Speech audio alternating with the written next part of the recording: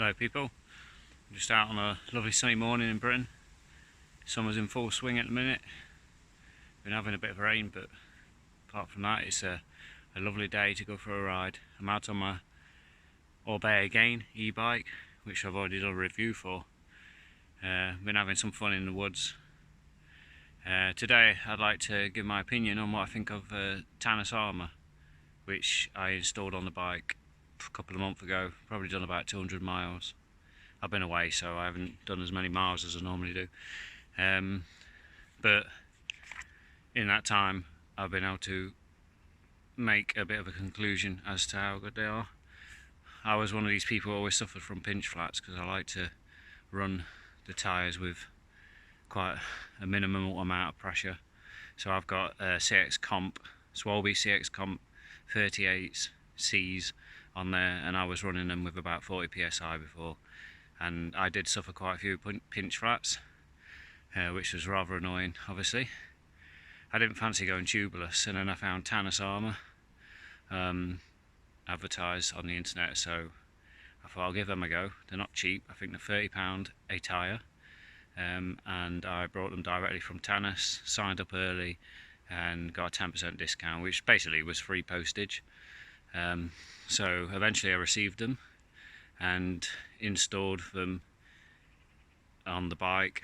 I just followed the instructions, so all I can say is the installation process was really easy. Nothing hard about that. As long as you follow the instructions, I don't think you'd have a problem. It's just getting the last bit of the tyre onto the rim. You need to use some tyre levers, so it's a lot harder than when you haven't got the Tannus installed. I now run, I've come to 30 psi in the back and about 26 in the front after playing about a bit. Any lower in the front and the bike starts to feel a bit squirmish on the corners. If I run it lower in the back, same again, it feels like you're riding with a bit of a puncture. So I found that 30 psi is just about right in the back. The bike seems to have plenty of grip, but to be fair, because I ran the tyre pressures low before, I had plenty of grip before. But I'm sure if you was one of these people that pumps your tyres up really hard, it would definitely improve your grip because you've got less pressure. The tyres are a lot more squidgy, so you're going to get that grip.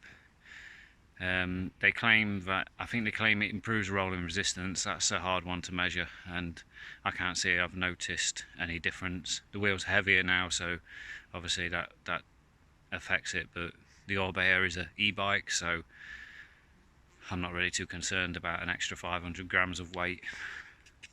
Sorry, fly. As for punctures, not had any. I've hit some rocks and stuff that I would say definitely would have caused pinch flats if I didn't have the Tannus installed. Not a problem, just carried on riding. No problems, no issues at all. I'm even getting to the point now where I'm only carrying a spare inner tube and some tyre levers and a pump, just in case, because you never know, and I don't want to be stuck miles from home, but at least I can get another tube in there. You can ride with them if you do puncture if you say you puncture and you're near home. I think it might say 10k, something like that. They recommend the maximum you ride on them, so you don't want to be riding them for ages. But apart from that, I've had a really good experience with them so far, and as I do more miles on them, I'll probably do another update video just to let you know how I'm getting on and if I've had any problems. But so far so good, and I can't foresee any. I would fit them on my other bike, my other cross bike that I use for work, and I use in winter. It's like my winter riding bike. It's an old thing, but it's you can take it off road and that. But unfortunately, the minimum internal width wheel is 19mm, and that bike has 15mm internal width rims, so I won't be fitting it to that. I've got 19s on the Orbea again, the internal measurement of the rim, and I will say I think the squirmish feeling when you run the pressure a bit lower is due to the fact that it is very narrow where the tyre goes into the rim, so when you've got less pressure in that tube, it allows the tyre to flex as you're going around the bend, which makes the bike feel squirmish. So you have to make sure your inner tube's pumped up to stop that from happening. But once you've found your right pressure, everything's good to go. Obviously the Orbea, with it being an e-bike with a rear hub motor, it's quite heavy in the back, which is probably why I have to have 30 psi, because I only weigh about 70 kilograms, so I'm not exactly a heavy person. So if you wasn't on an e-bike, you'd probably get away with less pressure. The only issue I have found, but it's easily sorted, is where your tyre levers come out of the tyre levers, where your tube valves come out your tube, out through your rim, sorry, because the Tannus encapsulates the tube, it pulls the tube back a bit, and ideally I could do with some longer valved inner tubes. I can't get my, if there's no air in the tube, I cannot get my track pump onto the valve. I have to use my little hand pump that's got a screw-on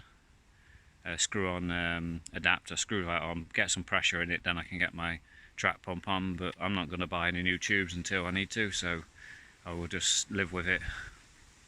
But apart from that, Tannus Armour, big thumbs up from me.